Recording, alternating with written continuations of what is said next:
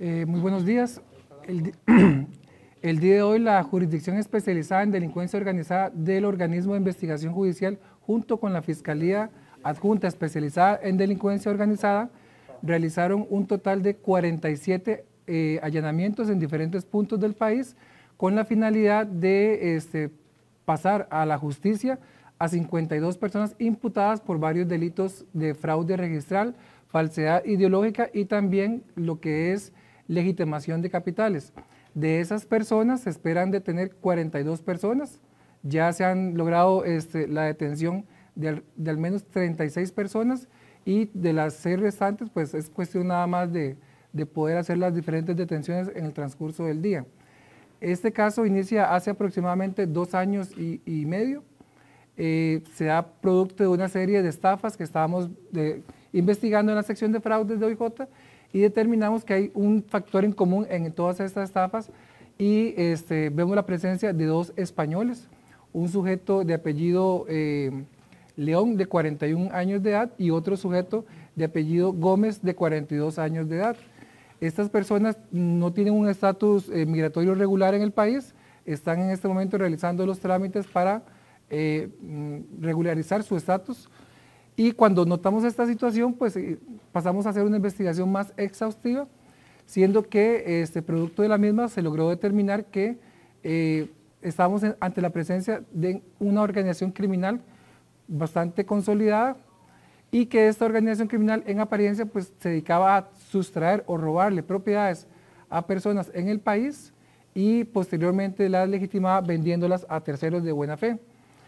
Además, aparte de esto, cuando se da la desafiliación de varias sociedades mercantiles producto del impago de los impuestos a las personas jurídicas, este grupo pues aprovecha esta situación, forma o manda a hacer algunos documentos falsos en los cuales se establecen unos liquidadores y estos liquidadores pues lo que hacen es las propiedades que tienen las sociedades pues también las asumen como propias y empiezan también a venderlas. El día de hoy se han detenido varias personas, aparte de esos 2 sujetos españoles, se han detenido abogados, notarios, también se han detenido funcionarios públicos, entre ellos 5 oficiales del tránsito. Estos oficiales del tránsito tenían una función muy propia dentro del grupo criminal y es facilitar la actividad paralela que tenía el grupo criminal, que es una empresa de buses.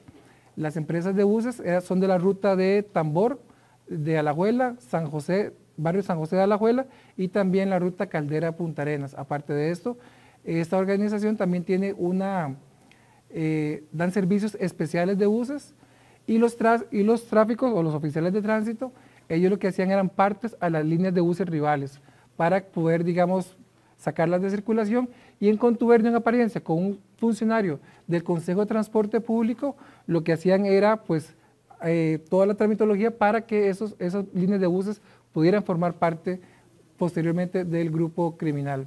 Aparte de esto, tienen también un componente de criptomonedas, lo que hacían es parte de las ganancias, las legitimaban a través de las criptomonedas, siendo que inclusive en una sola transacción de un día en particular, movieron 13 millones de dólares en bitcoins. Aparte de esto, legitimaban esto a través de la compra de vehículos de alta gama ante un concesionario local y después lo que hacían era revender los carros al concesionario local. También dentro de las personas detenidas hay 4 funcionarios judiciales y 2 exfuncionarios judiciales. Los 4 funcionarios judiciales, uno es un juez de la República de apellido Venegas, él trabaja en el juzgado penal de desamparados y la función de este sujeto va en 2 vías. Uno es, en apariencia, le facilitaba servicios de asesoría al grupo criminal en el sentido de que diferentes trámites, documentos que ocupaban hacer a nivel judicial, pues lo revisaba de previo para que fuera con todas las formalidades legales y pudieran ingresar de manera expedita a la corriente judicial. Y la segunda forma en que lo hacía era facilitar algunas empresas que tenía tipo outlet o tipo también transporte de mercadería hacia puertos y con esto pues facilitar en apariencia lo que es la posibilidad de legitimar capitales a través de estas empresas. También se está imputando a un técnico de archivo criminal de OIJ, esta persona hizo consulta respecto al caso de investigación que llevamos. Se está imputando también a una técnica judicial del Juzgado de la Unión. Esta técnica judicial trabajaba junto con otro juez de la República que fue detenido el pasado viernes en la Unión y en la actualidad este juez ya guarda prisión preventiva. Aparte de esto también hay un exfuncionario de la Defensa Pública y también hay un ex juez de la República que se pensionó hace algunos años y también hay otro exfuncionario de OIJ, que lo que hace este exfuncionario de OIJ también es consultar en los sistemas de OIJ acerca de la causa judicial. Dentro del operativo policial, que abarcó más de 500 investigadores, se están anotando alrededor de 38 propiedades, también se están decomisando varios vehículos, entre ellos 13 buses de las líneas ya mencionadas, y parte de lo que se está realizando en estos momentos es pues diferentes diligencias alrededor de este caso. Se logró decomisar un arma AR-15 en el residencial en Belén, donde estábamos en la mañana, y ya para ir terminando con la presentación del caso Madre Patria, básicamente lo que quisiera reforzar es el compromiso del Poder Judicial, no solamente en este caso, sino en los casos anteriores, para que cualquier acto o cualquier vestigio de corrupción lo estamos abordando de manera muy profesional y directa.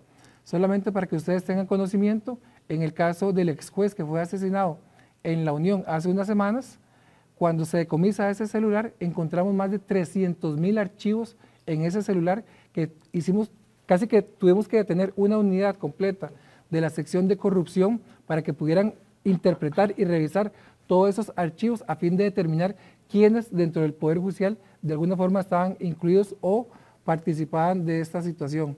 Entonces, de nuestra parte, de parte del organismo de investigación judicial, comentarles que es un caso bastante importante, es un grupo criminal que movía mucha cantidad de dinero.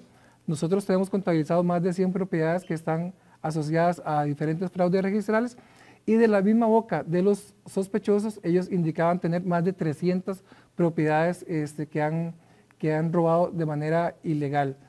Aparte de esto, también los montos de las propiedades son millonarios. Solamente una propiedad en Playas del Coco ronda los 30 millones de dólares. Es todo un desarrollo inmobiliario con 187 filiales, o sea, son 187 casas de habitación o de vacacionamiento que se están desarrollando en Playas del Coco. Esa es una de las tantas propiedades que están involucradas en este caso. Entonces, cuando ustedes ven que son 100, 300 propiedades y todas son de alta plusvalía, pues estamos hablando de un caso que involucra mucho dinero alrededor de esto. Eso sería de mi parte. Muchas gracias. Seguimos ahora entonces con la participación del señor Carlos Díaz, fiscal general de la República.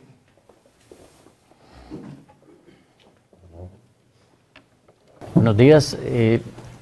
Yo quiero resaltar la importancia de la jurisdicción de crimen organizado. Este es un caso que por parte de la Fiscalía General se ordenó que se tramitara en esta jurisdicción.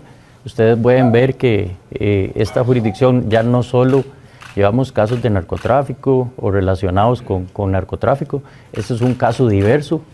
Como se explicó, se trata de fraudes registrales, propiamente de dos personas de nacionalidad española que lideraban un grupo que sustraía propiedades de generalmente extranjeros o de sociedades que ya estaban disueltas.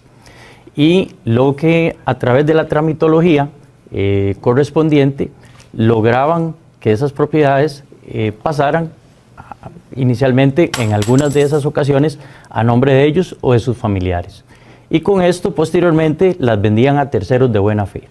Esto les generó ganancias importantes, aproximadamente, como se ha mencionado, hubo un movimiento en un día determinado por aproximadamente 11 millones de dólares en bitcoins o en monedas o en criptomonedas.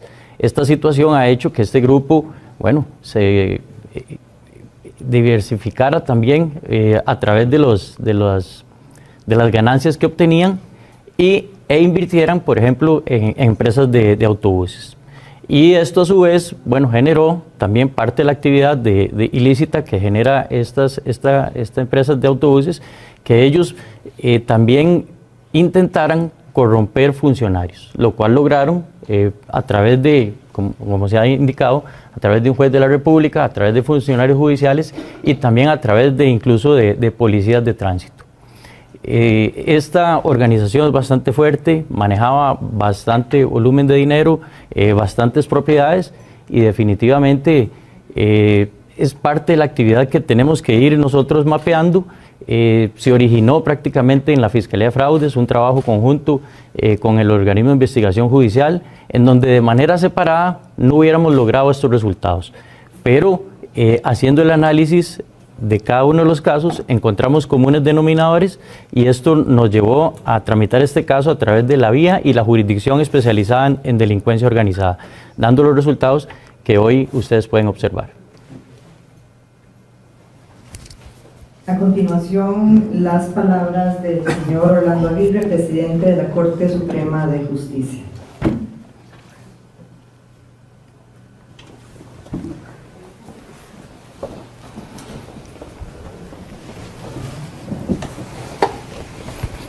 Muy buenos días. El Poder Judicial se encuentra absolutamente comprometido con el sistema de administración de justicia y su propósito fundamental es que este sistema sea lo más eficiente posible. Estamos desde luego también comprometidos con un valor que consideramos fundamental, cuál es el de la probidad, y como consecuencia de este compromiso, pues somos totalmente reactivos a cualquier acto indebido que podamos detectar, no solo a lo interno del Poder Judicial, que esto es muy importante destacarlo, sino desde luego a nivel general. Las acciones que ustedes han visto la semana pasada y esta mañana, llevadas a cabo por el organismo de investigación judicial, conjuntamente con el Ministerio Público y por supuesto que con la participación de jueces de la República como garantes de los derechos fundamentales de los ciudadanos, es parte de ese compromiso del Poder Judicial. El Poder Judicial cuenta con un sistema, digamos, un régimen disciplinario para precisamente ventilar todas aquellas conductas de nuestros funcionarios que podemos considerar que riñen con las normativas de la ética, de la moralidad y, desde luego, del sistema mismo, de la probidad del sistema de administración de justicia. Estamos en este momento revisando ese sistema con el fin de mejorarlo, remozarlo, hacerlo más eficiente. En los próximos días vamos a ver en la Corte Plena por allí un nuevo proyecto que elaboramos con la colaboración de expertos y también de la misma Embajada de los Estados Unidos, que nos ha suministrado algunos recursos con ese propósito. De lo que se refiere a el compromiso nuestro con la probidad, queremos destacar lo que ya dije, digamos, la conducta nuestra intransigible con actos de inmoralidad al interno del Poder Judicial. Y instamos a todos los ciudadanos que conozcan de hechos anómalos a que lo denuncien. Con frecuencia escuchamos que se nos dice que cualquier hecho hay que denunciarlo al 800-8000-645 y al WhatsApp 8000-645. Así es que yo insto a todos los que conozcan alguna anomalía, algún acto indebido de nuestros funcionarios, que lo denuncien ahí y tengan la certeza de que procederemos con la rigurosidad que el caso lo amerita, todo en busca de mantener un poder judicial que sea garante de los derechos de los ciudadanos en forma transparente, en forma objetiva. Muchas gracias. Vamos ahora a darles a ustedes la posibilidad de que hagan sus preguntas. Iniciamos con don Alejandro Arley de Colombia. Adelante. Muchas gracias, aquí estoy. Buenos días para todos. Tal vez don Randall o don Carlos, en cuanto a la dinámica del grupo, quería saber si hay algún indicio de que desde el registro se le diera algún tipo de colaboración a estas personas, o si no es el caso en esta oportunidad, y si las personas afectadas eventualmente se llegaban a percatar, tanto a los que despojaban de las propiedades como quienes las recibían de buena fe, de lo que estaba sucediendo. Sí, aquí.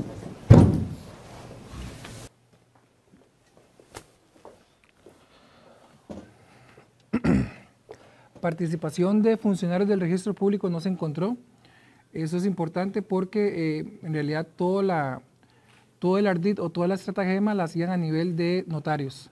Entonces para el registro público entraban las escrituras como si fueran ciertas, como si fueran verdaderas.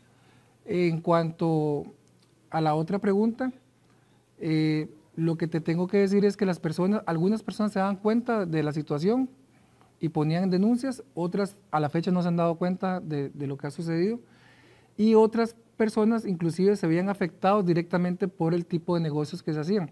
Por ejemplo, ellos tenían una propiedad que la obtenían ilegalmente y posteriormente a cambio de esa propiedad recibían buses. Esos buses ellos los tomaban y los vendían a otros empresarios, y estos empresarios pues más bien resultaban afectados porque le estaban dando buses comprados de una propiedad que no era de un origen lícito. Incluso se tuvieron la desfachatez de denunciar a los propietarios de estos buses en un caso particular. Entonces es una organización que tiene sus formas bastante articuladas para en apariencia cometer todo este tipo de criminalidad. Seguimos con Andrés Ulloa, de Diario Extra. Buenas tardes, por aquí. Buenos días, más bien. En días anteriores se detuvo un juez de la República. Ahora estos funcionarios han logrado saber por qué estos funcionarios del Poder Judicial se están pasando de bando. ¿Son amenazas o más bien son comprados por la criminalidad? ¿A quién la pregunta? ¿A usted, don Randall, o a don Carlos? Bueno, en este caso, para hacer una recapitulación, se han detenido un técnico judicial en Punta Arenas, se detuvo también se imputó a una técnica judicial en un caso de Setena hace poquito. Ella ha hecho ascensos como fiscal en su momento y también como defensora. Se detuvo a 3 jueces de la República el viernes pasado y junto con 3 fiscales más, y se detuvo ahora a un juez de la República junto con una técnica judicial, un técnico de la defensa pública y un técnico de archivo criminal. En todos estos casos, el denominador común siempre ha sido la compra de conciencias de los grupos criminales que intentan de alguna forma obtener información privilegiada o obtener información de causas en proceso y que les sirva o les convenga para mantener la actividad criminal. No hemos encontrado todavía, que es la otra posibilidad, algún tipo de intimidación o de señalamiento para que las personas bajo una coacción entreguen o faciliten información. Cuando recordamos algunos casos bastante importantes como Cochinilla u otros casos, recordamos que en esos momentos habían también otras motivaciones, no solamente económicas, había motivaciones también sexuales que facilitaban estos grupos criminales. Entonces, no solamente es el dinero, sino lo que la persona, digamos, le motiva para poder ser tentado por la corrupción. Tal vez, don Orlando, si me enfatiza en qué aspectos está haciendo el Poder Judicial para evitar este tipo de actos. Esta ley disciplinaria.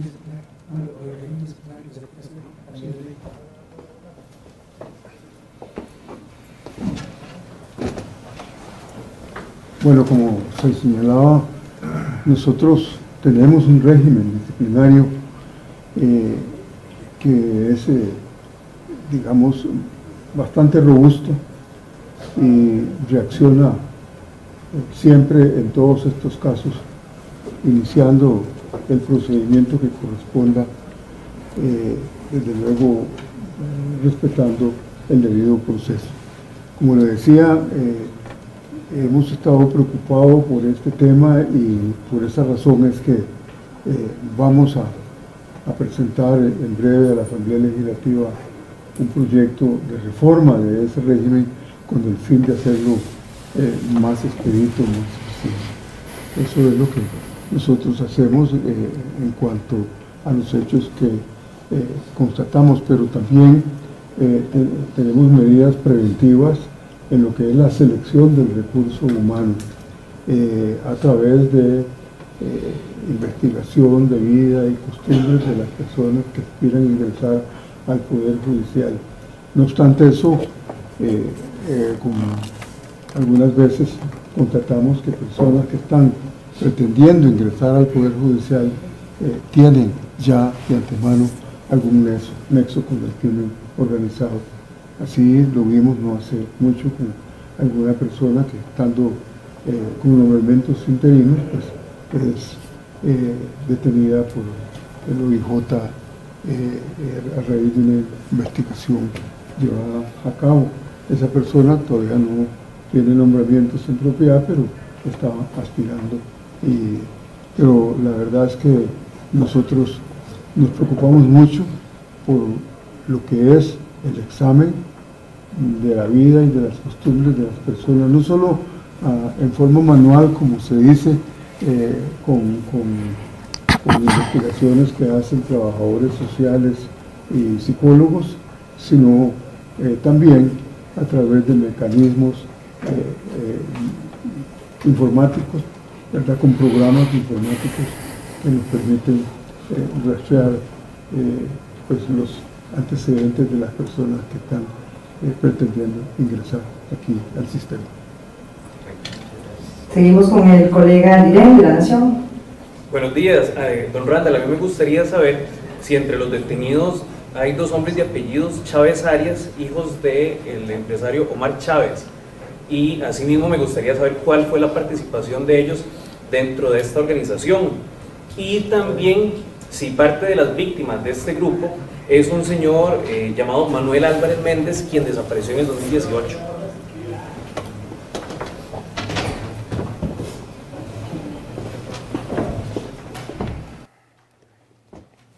Sobre esta persona desaparecida, pues es un señor de nacionalidad española. Él tuvo un problema casualmente con este grupo que ahorita estamos desarticulando, un tema de fraude registral de una propiedad. Esta persona desaparece en el año, si mal no recuerdo, 2018, pero encontramos el cráneo de esta persona hará unos años, con heridas que sugieren, digamos, una muerte homicida. El caso se ventiló en este trabajo que estamos haciendo.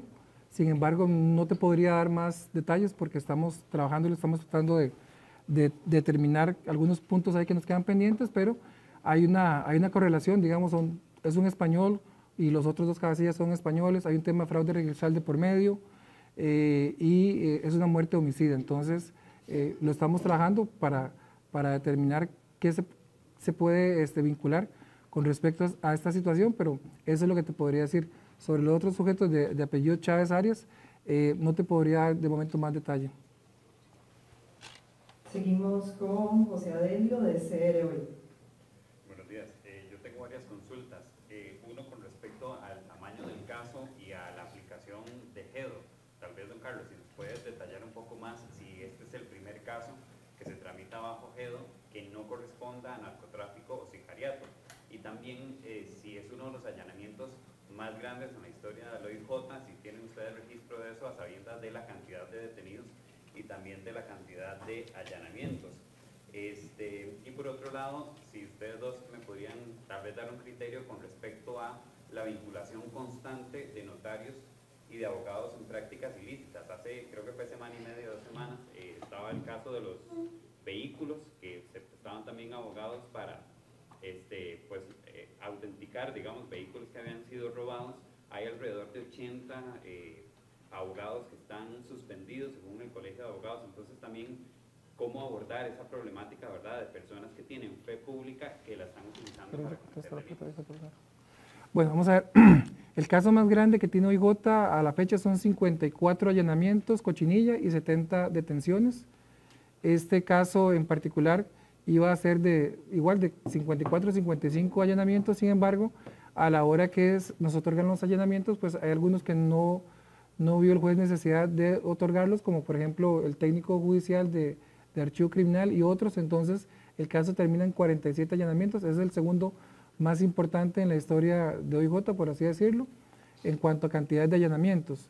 En cuanto al tema de los notarios, lo que yo te podría decir es que hay una necesidad de mantener un mejor control de las actividades que se hacen. En este caso, pues, pudimos ver que se prestaban los protocolos, una situación que ya es altamente conocida y altamente regulada, pero que siempre se da. Y hay un aspecto ahí que tal vez de pronto me gustaría comentarlo. Hay un tema con altas figuras de gobierno que llenan una declaración de bienes. Y en este caso, pues hay un alto crecimiento de este juez. Entonces hay un tema ahí de fondo que necesitamos revisar, qué tan efectivas son esas declaraciones de bienes para poder determinar o poder fijar situaciones como estas. De pronto sería bueno en alguna reforma legal de que de manera más proactiva OIJ, la Fiscalía, pueda tener acceso a estas declaraciones a fin de poder determinar causas de corrupción que pueden estar inherentes, que están viéndose a través de estas declaraciones, pero que desdichadamente no están llegando, digamos, a conocimiento de esferas judiciales como tal.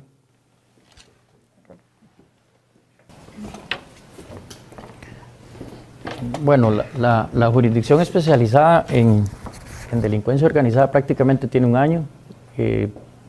Como ustedes saben, la ley estipula que es el fiscal general quien dirige, en este caso, las investigaciones a esa jurisdicción, quien las autoriza.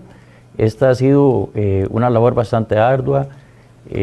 Hemos tratado de llevar todas las causas de crimen organizado posibles a esta jurisdicción. No obstante, la misma ya tiene, podríamos decirlo así, un colapso, porque evidentemente los recursos no son suficientes. Esta causa, por el volumen y por la importancia, por incluso garantizar la seguridad jurídica de las personas, los propietarios, el monto de dinero, la cantidad de propiedades, nosotros la enviamos a esta jurisdicción especializada. Está siendo tramitada por una fiscal coordinadora y 2 fiscales auxiliares. Obviamente hacen un trabajo encomiable, bastante fuerte durante todo este lapso, pero definitivamente ellos no podrían dar abasto con más causas de este tipo. Es un, llamémoslo así, un megacaso. Es como si reuniéramos aproximadamente 40 casos grandes y los hiciéramos en uno solo, y para eso contamos con, como le digo, con escasos recursos, pero definitivamente con personas muy especializadas, muy comprometidas en el Ministerio Público, y que están realizando un excelente trabajo, que hoy por lo menos materializamos esta parte de los allanamientos y que pretendemos que en un periodo igual de tiempo o relativamente corto, estemos hablando tal vez de 1 año, podamos estar formulando requerimientos conclusivos y solicitando la apertura a juicio, que también, como les digo, por ser una jurisdicción especializada y que cuenta con pocos recursos, que de inicio se pensó que eran tal vez los adecuados, pero ahora en la práctica vemos que no son suficientes. Podríamos estar hablando de un juicio tal vez dentro de unos 2 años, 3 años. Esa es parte de la realidad que contamos también en esta jurisdicción. Pese a los recursos que se nos dotaron, ya podríamos decir que no son suficientes, pero por parte del Ministerio Público se va a hacer todo el esfuerzo y se sigue haciendo todo el esfuerzo.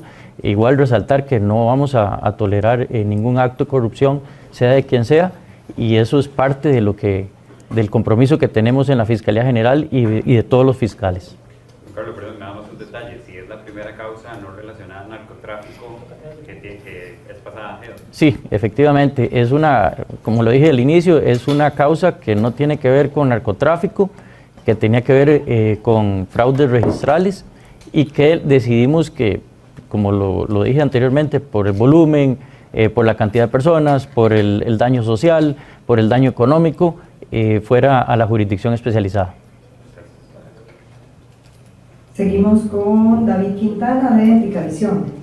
Gracias. La pregunta es para don Rata.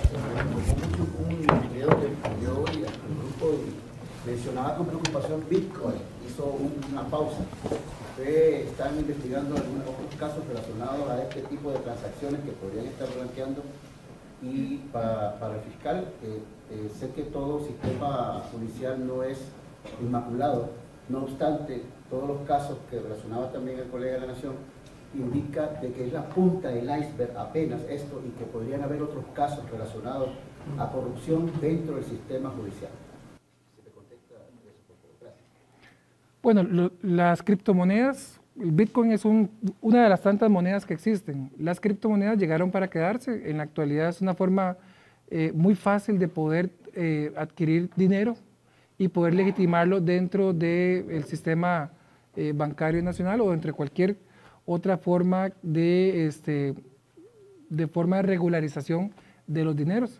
Ya lo hemos visto en diferentes casos, el tema de las criptomonedas, lo hemos visto en secuestros, lo hemos visto en este caso, y este caso tiene una particularidad porque los grupos criminales utilizan lo que se llama un mixer. El mixer lo que hace es que agarra una criptomoneda y las divide en muchas criptomonedas, pasan por diferentes etapas y al final vuelven hacia la misma persona en una sola criptomoneda. Entonces, eso es algo común que se está usando ahorita.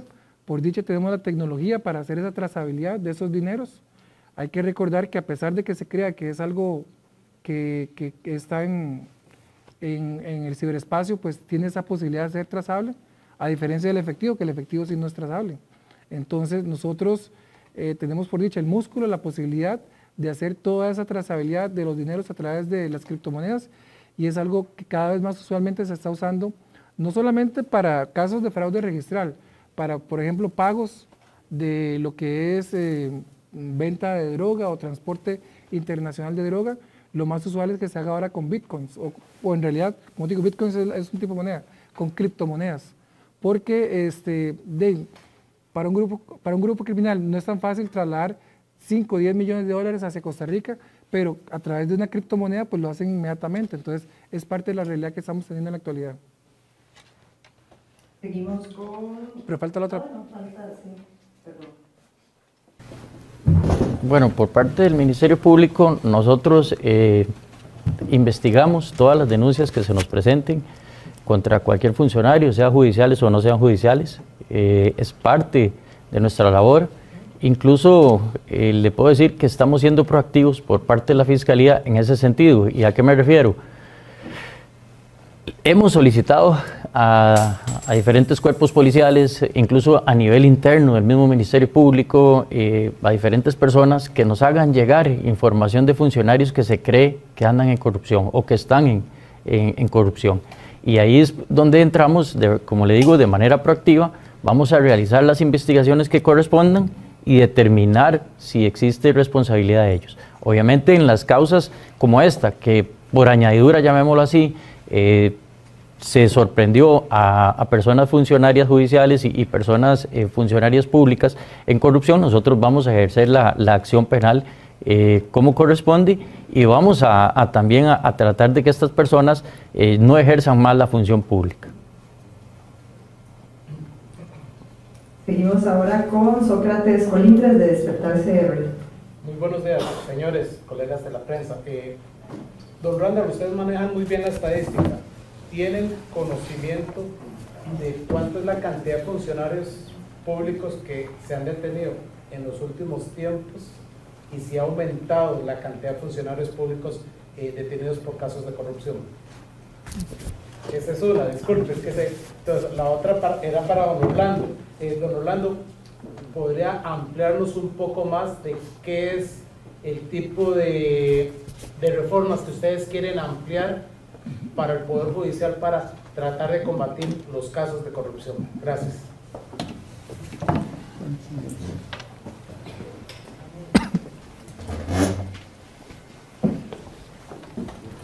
Estos casos que ahorita estamos son mediáticos, son bastante conocidos a nivel de opinión pública, pero no son los más usuales.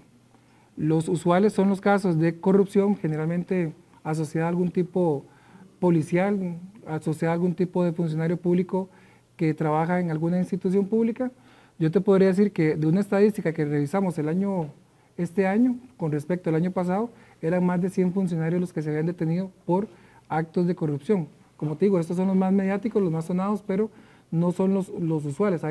Hay situaciones de imputación o detención por acciones funcionales. A esto me refiero que una persona dentro de su actuación la denuncian por algún hecho de corrupción y es algo propiamente funcional. Por ejemplo, un policía que lo denuncien por agresión o algún tipo de acción alrededor de esto. Entonces, como te digo, estos son los más mediáticos, pero en realidad son más de 100 casos al año lo que tenemos de lo que son funcionarios vinculados o con algún tipo de acusación o imputación, en este caso, de índole de corrupción. ¿Han crecido o no han crecido? De la comparación que hicimos anda muy similar. Muchas gracias.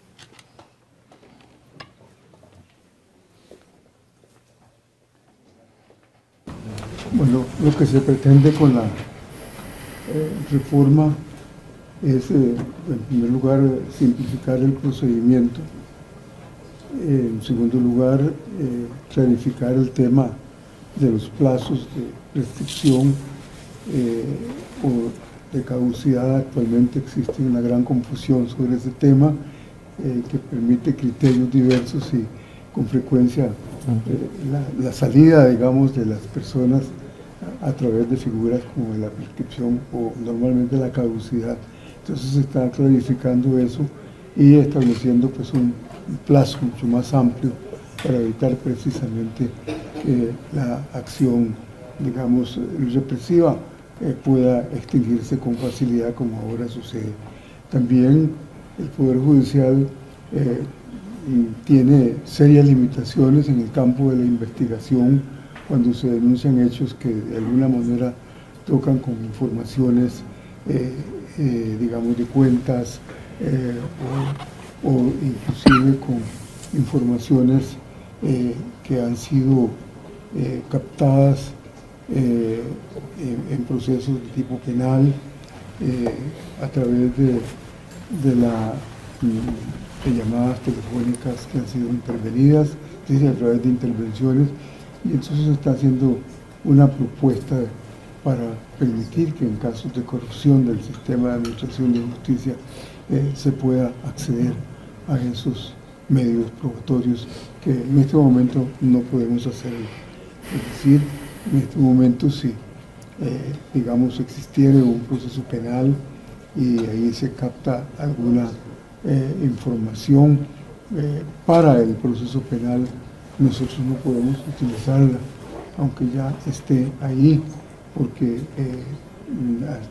las leyes actuales así lo prevén, y eso pues representa una limitación muy importante, sobre todo cuando se trata de casos de corrupción de naturaleza compleja, donde es necesario pues hacer investigaciones más técnicas, ¿verdad?, para poder esclarecer las conductas indebidas.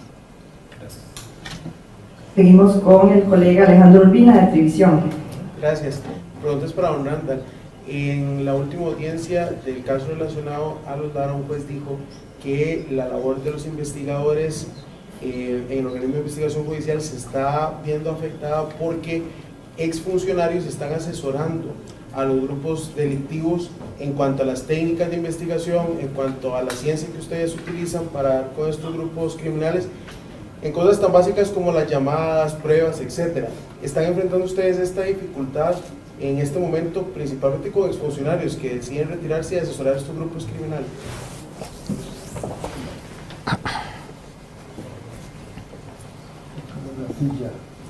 Vacía. Vamos a ver cualquiera. Hay un claro problema en la actualidad de retención del personal valioso, personal que tiene mucho conocimiento de campo y que lo estamos perdiendo por dos leyes muy puntuales, la Ley de Finanzas Públicas y la Ley de Marco de Empleo Público. Son pocos los excompañeros de OIJ que se van a la acera del frente, o sea, a trabajar con bufetes corporativos que defienden a personas vinculadas con grupos criminales. La mayoría se van, digamos, a empresas privadas porque, digamos, es un recurso humano muy valioso, altamente calificado y que es muy cotizado a nivel de empresas privadas. Pero sí, hay una realidad de que muchas de las técnicas policiales que estamos utilizando en la actualidad, pues cuando estos funcionarios ya dejan de trabajar para OIJ, pues, y se pasan para la acera del frente, pues empiezan a revelar toda esa información a los grupos criminales y ellos se hacen más fuertes en el sentido de que buscan evadir estos mecanismos que tiene OIJ, la Fiscalía, etcétera. Aquí hay un tema de fondo que al final el país tiene que decidir qué quiere. Si queremos vivir en un estado de inseguridad, si queremos vivir todos con una mayor paz y una mayor tranquilidad, y al final hay que invertir, no queda otra. Si usted tiene una casa que tiene goteras, que se le está metiendo diferentes situaciones de estructura, usted tiene que invertir para arreglarla. Y en eso el Estado costarricense ha quedado debiendo. Hay una grave problemática de inseguridad en el país y para nosotros es sumamente importante poder retener este personal, que se mantenga en el OIJ como lo ha hecho durante muchos años y que es hasta que empiezan estas leyes, las dos que mencioné, que empiezan a irse los compañeros de OIJ. Entonces, es un tema sumamente importante, no solamente para OIJ, Fiscalía, Judicatura, etcétera. Entonces, el país tiene que replantearse lo que quiere a nivel de mediano y corto plazo para que esas personas sigan dentro de la institución y se puedan resolver casos tan graves, tan oprobiosos como los femicidios que han habido últimamente, en los cuales los femicidas esconden los cuerpos de las mujeres, ¿verdad? Y dificultan aún más la labor policial, que al final logramos dar con los cuerpos, que al final logramos dar con todo eso, pero siempre es una problemática asociada. Seguimos con el colega Roger Espinosa de Canal OPA. Buenos días.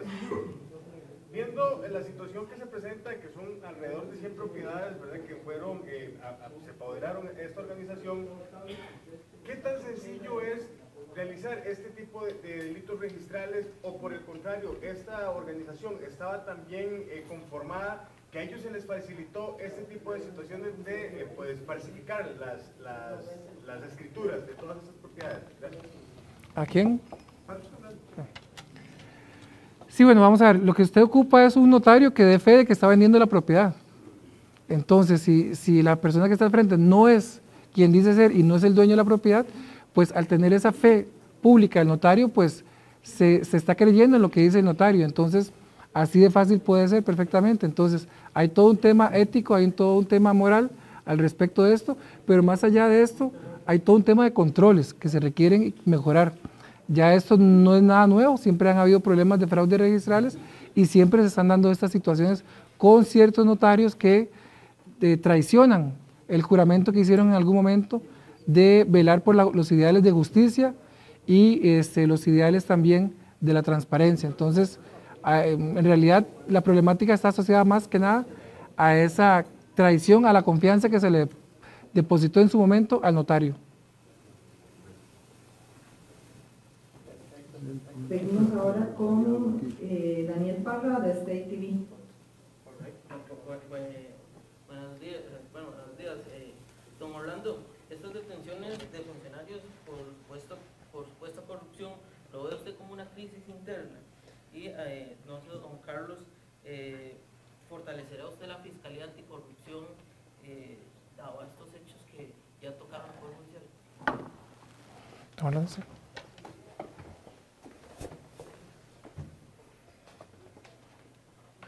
No, en realidad no lo veo como una crisis interna. Son hechos aislados y más bien nos sirven para poner de manifiesto que el Poder Judicial tiene los mecanismos necesarios para reaccionar y para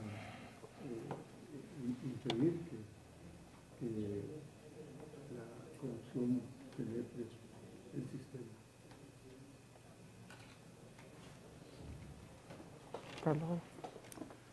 Vamos a ver quién queda.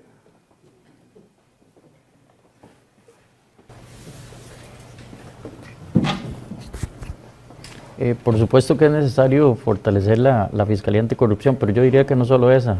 Hay que fortalecer fraudes, hay que fortalecer narcotráfico, hay que fortalecer GEDO, ya ahora se los dije anteriormente.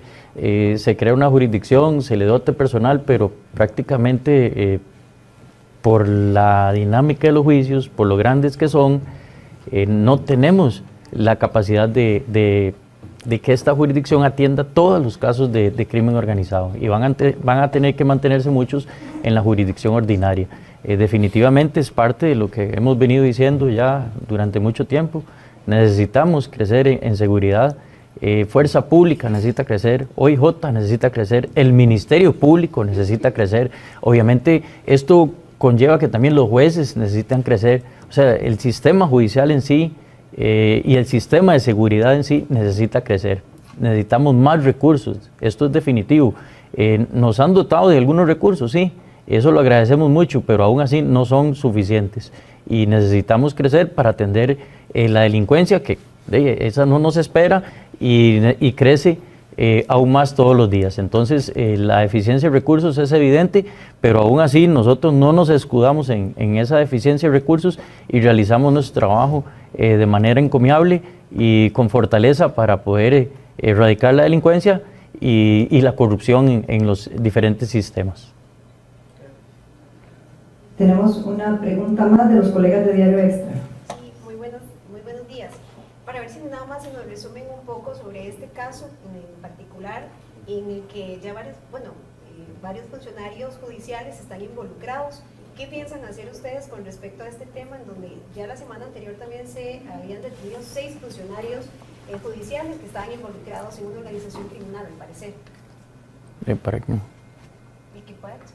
Bueno, para nosotros es preocupante siempre la corrupción, sea de donde sea, pero con mucho mayor razón nos preocupa la del Poder Judicial.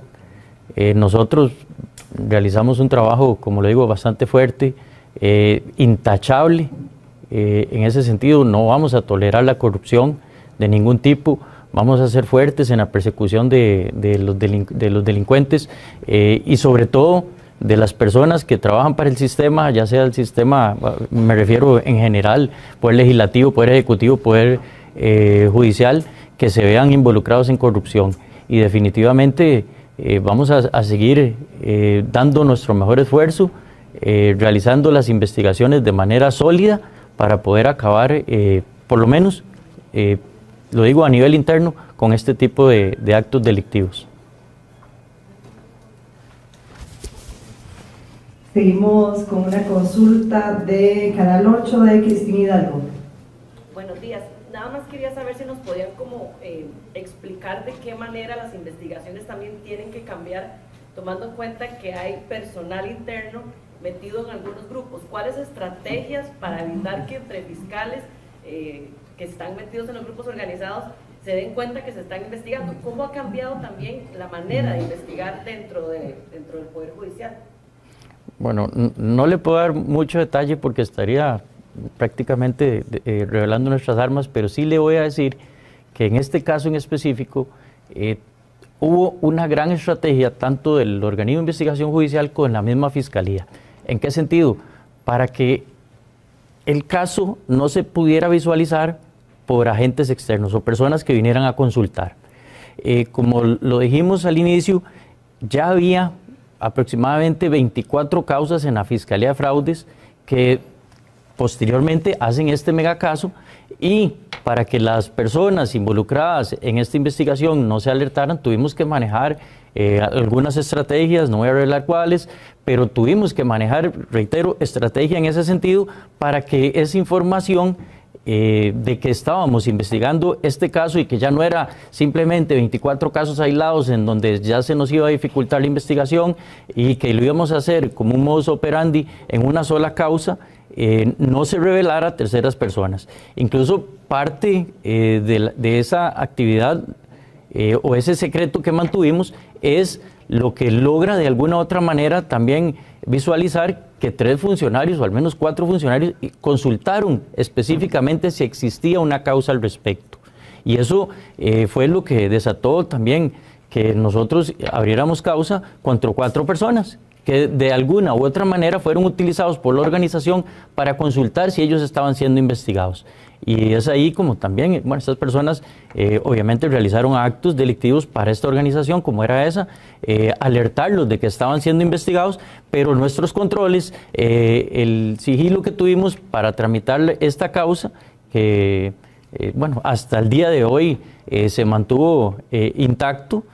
Los imputados no lograron saber de que los estábamos investigando y por eso fue el éxito incluso de los allanamientos y de toda la prueba recabada. Y esto aplica a partir de ahora, don Carlos, tomando en cuenta que en cualquier caso puede haber un funcionario involucrado.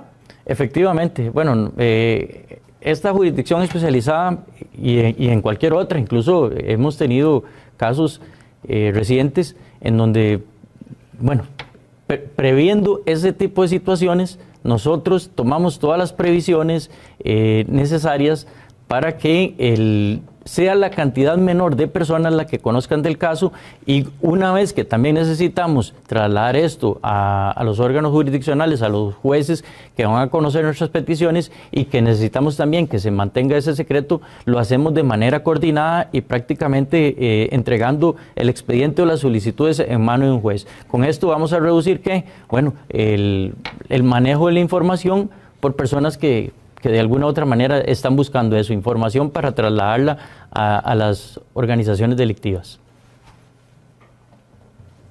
Bueno, si no tenemos más preguntas, damos por finalizada esta conferencia de prensa agradeciéndoles su participación. Buenos días.